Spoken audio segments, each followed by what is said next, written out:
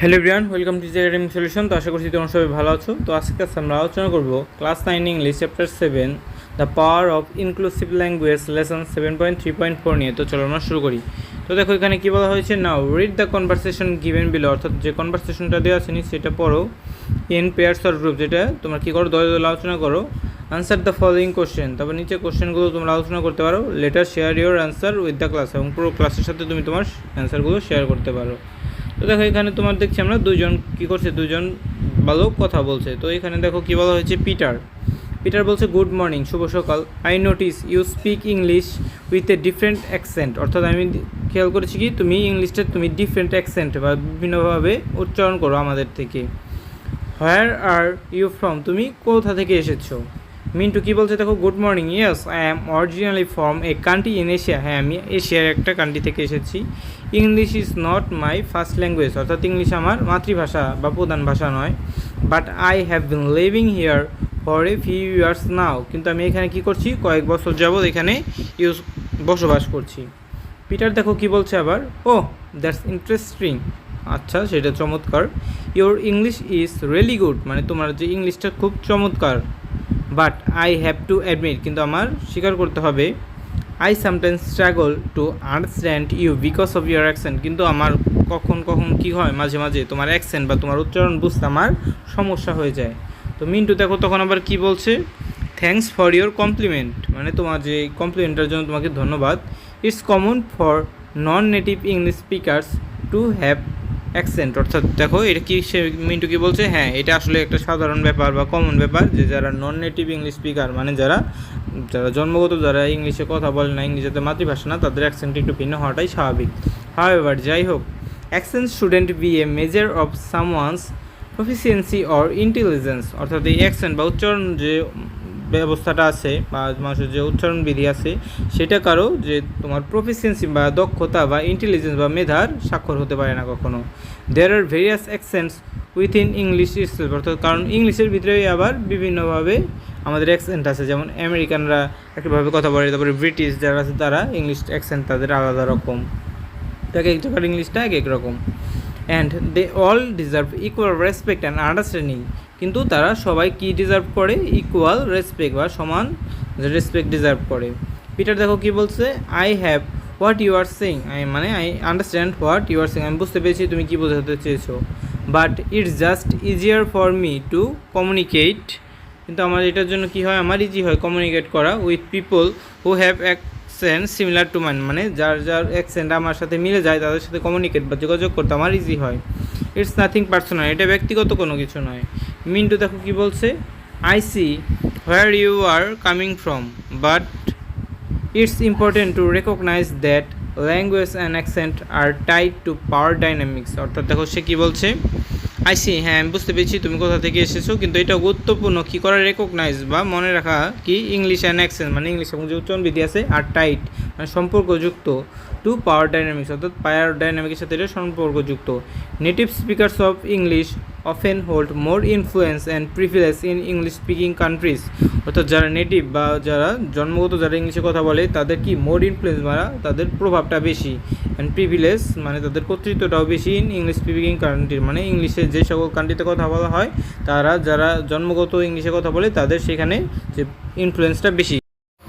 তো দেখো এরপর কি বলা হয়েছে যে non native speakers especially those with accents can face discrimination or be treated as less competent solely based on their language use, অর্থাৎ যারা নন নেটিভ স্পিকার আছে তারা বিভিন্ন ক্ষেত্রে তাদেরকে বঞ্চিত করা হয় বা কম গুরুত্বের সাথে দেখা হয় বিভিন্ন ইংলিশ স্পিকিং প্লেসগুলোর সাথে।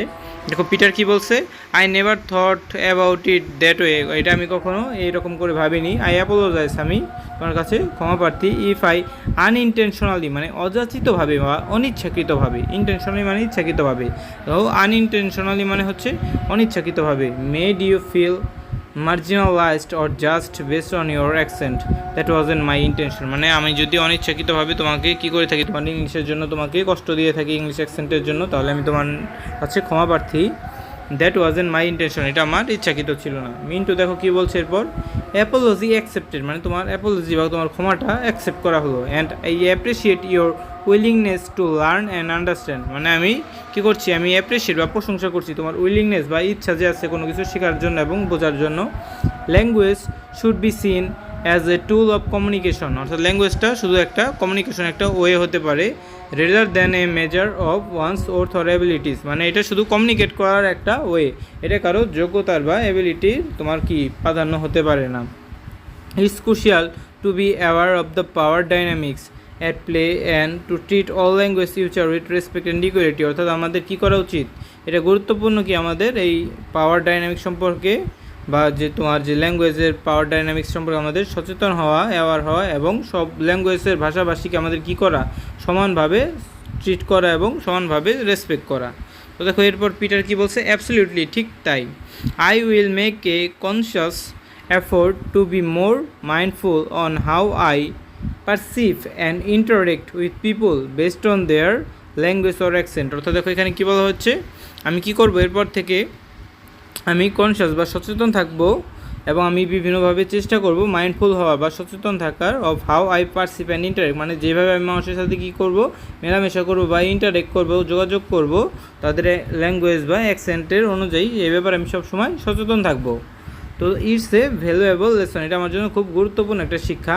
And I am grateful for this conversation, এবং এই কনভারসেশনটার জন্য আমি অনেক গ্রেটফুল বা কৃতজ্ঞ।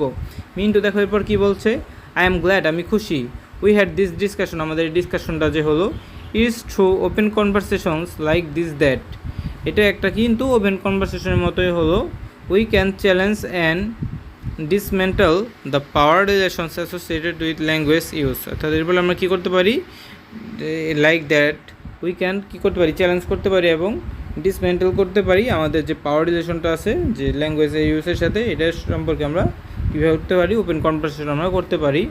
Late continue to foster a more inclusive and equitable environment for everyone, তো চলো আমরা কী করি, একটা মোর ইনক্লুসিভ এবং সবার জন্য সময় উপযোগী বা একটা ইকুইটেবল বা সমতাযুক্ত একটা এনভায়রনমেন্ট তৈরি করি সবার জন্য, regardless to their linguistic background or accent, অর্থাৎ মানুষের যে বিভিন্ন যে লিঙ্গুইস্টিক ব্যাকগ্রাউন্ড বা ভাষাগত যে দিক বা অ্যাকসেন্ট অনুযায়ী আমরা না ভেবে চলো সবার জন্য আমরা একটা সম্মান, একটা পরিবেশের আমরা তৈরি করি। তো আশা করছি তোমরা বুঝতে পেরেছো এই তোমার টেক্সটটি। তো আজকে পর্যন্তই। তো দেখো এই টেক্সটটা নিয়ে তোমাদের 1 2 3 4 5টা কোশ্চেন আছে, এগুলো আমরা আগামী ক্লাসে আলোচনা করব। তো এই ভিডিওটি ভালো লেগে থাকলে অবশ্যই ভিডিওতে লাইক এবং চ্যানেলটিকে সাবস্ক্রাইব করতে ভুলবে না। তো সবাইকে ধন্যবাদ জেনে এখানে শেষ করছি। তো জুলাই মাস থেকে তোমরা জানো তোমাদের ষান্মাসিক মূল্যায়ন অনুষ্ঠিত হবে। তো নবম শ্রেণী তোমরা সকল বিষয় সমাধান এই চ্যানেলে পেয়ে যাবে। তো তোমরা যারা এখন ওই চ্যানেলটিকে সাবস্ক্রাইব করনি দ্রুত সাবস্ক্রাইব করে রাখতে পারো। তো সবাইকে ধন্যবাদ জেনে এখানেই শেষ করছি।